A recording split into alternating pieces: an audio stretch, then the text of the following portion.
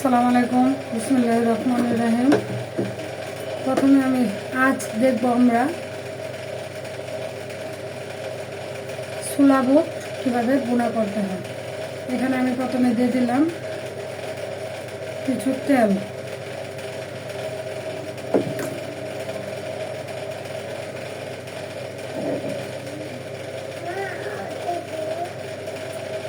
আর এই তেলগুলো হালকা গরম হলেই আমি এর মধ্যে দিয়ে দিব। আমার তেলটা গরম হয়ে গেছে, আমি এর জন্য এর মধ্যে দিয়ে দিব পেঁয়াজ এবং রসুন বাটা।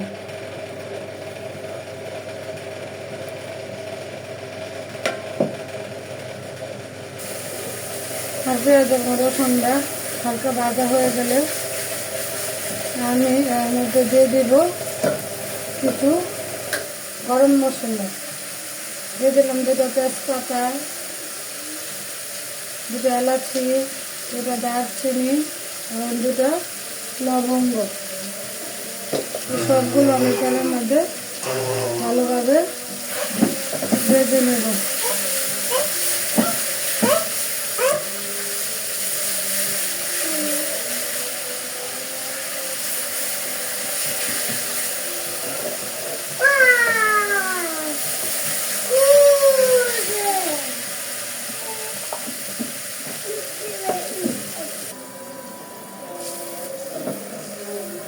পেঁয়াজ রসুনগুলো হয়ে গেছে,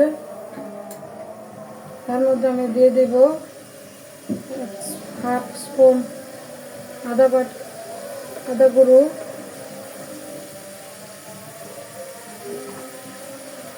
তার মধ্যে দিয়ে দেবো আমি জিরে গুঁড়ো, তার মধ্যে দিয়ে দেবো আমি অল্প করে একটু মরিচের গুঁড়ো, হাফ স্পুন হলুদের গুঁড়ো, তার মধ্যে দিয়ে দেবো আমি 1 স্পুন লবণ।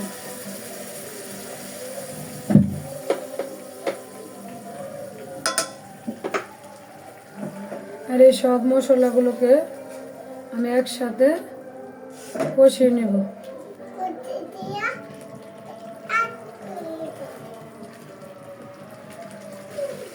আমার মশলাগুলো কষানো হয়ে গেছে।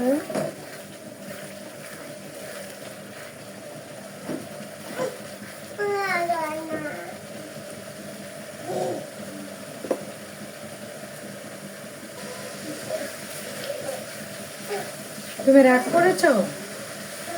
তুমি রাগ করেছ? কার সাথে রাগ করেছ?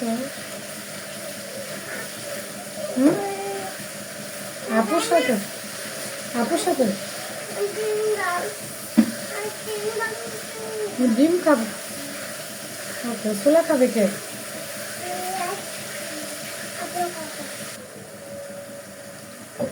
এই কষানো মশলার মধ্যে আমি এখন আমার সিদ্ধ করে রাখা বুটগুলো দিয়ে দিব। আমি বুটগুলো আগে সিদ্ধ করে রেখেছিলাম,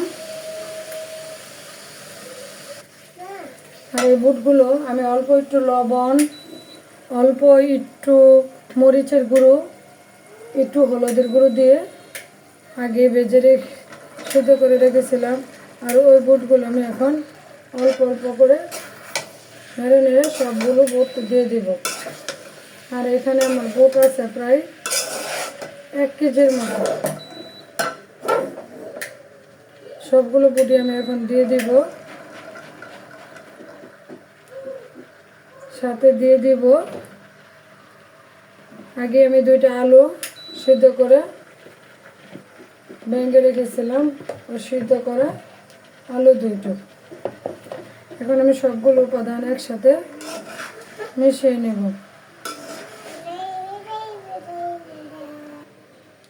সবগুলো উপাদান ভালোভাবে মেশানো হয়ে গেছে। এখন আমি এর মধ্যে দিয়ে দিব কিছু ধনে পাতা,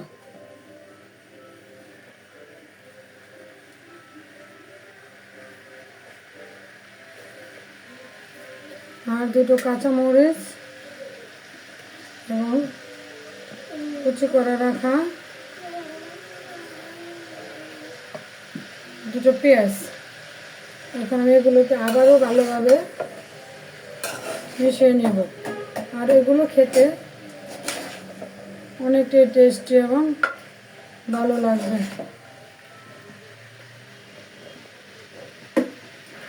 সবগুলোকে এখন মিশানো হয়ে গেছে।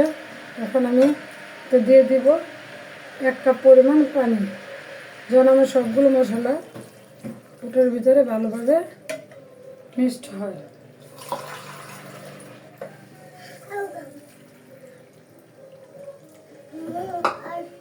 এখন আমি ওটাকে ঢাকনা দিয়ে ঢেকে দেব।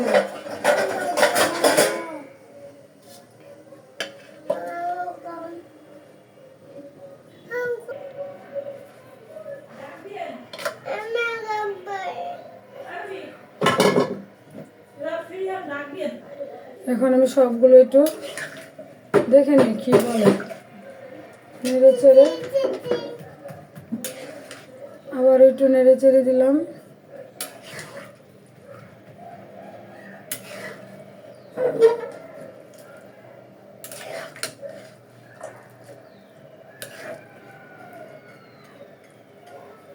এখন আবারও একটু ঢাকনা দিয়ে ঢেকে দেব। বুটগুলো এখন প্রায় ভালো গেছে বলেছে, এখন ভালোভাবে আরও সিদ্ধ হয়েছে আর মশলাগুলো ভালোভাবে বুটের ভিতরে ঢুকে গেছে। এখন এটাকে আমি আরেকটু সময় জাল করব। জাল করে যে পানিটা দিছি ওই পানিটাকে শোয়া নিব।